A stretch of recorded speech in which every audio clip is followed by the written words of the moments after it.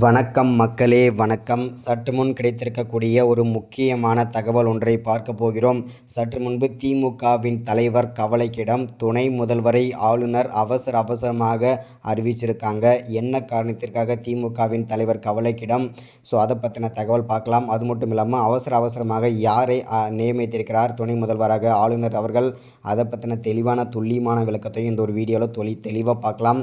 அதற்கு முன்பு நமது சேனலுக்கு நீங்கள் புதிய பார்வையாளராக இருப்பதற்கு வாய்ப்புகள் நிறையவே இருக்கிறது. முடிஞ்ச அளவுக்கு எல்லாரும் மறக்காமல் நமது சேனலை சப்ஸ்கிரைப் பண்ணிவிடுங்க. சப்ஸ்கிரைப் பண்ண உடனேயே பக்கத்திலே ஒரு பெல் பட்டன் வரும், அதை கிளிக் பண்ணி ஆல் என்ற ஆப்ஷனில் போட்டு வச்சுக்கோங்க. தொடர்ந்து நம்ம வீடியோ போட்டோம்னா உங்களுக்கு நோட்டிஃபிகேஷன் வந்துடும். அதை பார்த்து நீங்கள் தெரிஞ்சுக்கலாம்.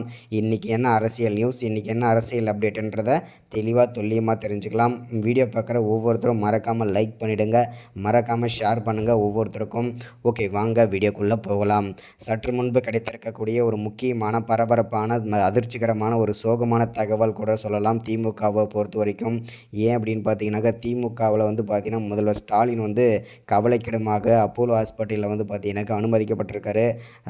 நேற்று வரைக்கும் நல்லா தானே இருந்தார். இன்றைக்கி என்ன ஆச்சுன்னு கேட்குறீங்களா? அதை பற்றி தான் பார்க்க போகிறோம். நேற்றைய தினம் பார்த்தீங்கன்னாக்கா அமைச்சரான துரைமுருகன் வீட்டில் பார்த்திங்கன்னா அமலாக்கத்துறை அதிரடியாக சோதனை நடத்தியிருந்தாங்க. இது பார்த்திங்கன்னா சீக்ரெட்டான ரைடு தான் சொல்லலாம்.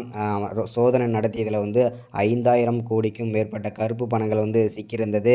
இந்த 5,000 கோடி கருப்பு பணம் யாருடையது, எங்கிருந்து வந்தது, யாருக்கு சொந்தமாதுன்னு சொல்லிட்டு கேள்வி அமலாக்கத்துறை துரைமுருகனிடம் கேட்க, துரைமுருகன் பார்த்திங்கனாக்கா முதல்வர் ஸ்டாலினை போட்டு கொடுத்து விட்டார். இதனுடைய தம்பி பணம் தான், முதல்வரோட பணம் தான், ஸ்டாலினோட பணம் தான்றதை தெளிவாக பார்த்திங்கன்னா உறுதிப்படுத்திட்டார்.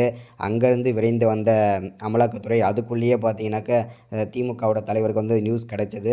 நியூஸ் கிடச்ச உடனே பார்த்தீங்கன்னாக்கா நெஞ்சை பிடிச்சிருக்கு, அது நெஞ்சு வலின்னு சொல்லிட்டு ஹாஸ்பிட்டலில் அப்படியே அப்போலோ ஹாஸ்பிட்டலில் அட்மிட் ஆகிட்டார்.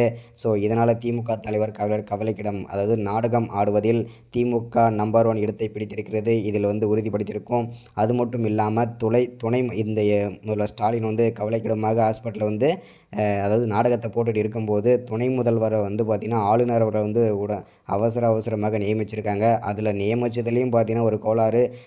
ஏன் அப்படின்னு பார்த்தீங்கன்னாக்கா, திமுக முதல்வர் ஸ்டாலினுக்கு அப்புறம் பார்த்திங்கன்னா மூத்த அமைச்சர்கள் தான் துணை முதல்வராக வருவது என்பது ஒரு அதிகாரம், அதாவது பார்த்திங்கன்னா ஒரு அதிகாரப்பூர்வமாக தெரிவிச்சிருந்தது. ஆனால் பார்த்தீங்கன்னாக்கா சட்டத்துக்கு புறம்பான ஒரு விஷயம் ஆளுநர் பண்ணியிருக்காரு. என்ன அப்படின்னா, அவருடைய மகன் விளையாட்டுத்துறை அமைச்சராக இருக்கும் உதயநிதியை துணை முதல்வராக ஆளுநர் அவர்கள் அவசரமாக நியமித்தது பார்த்திங்கன்னா பெரும் பரபரப்பை ஏற்படுத்தியிருக்கு.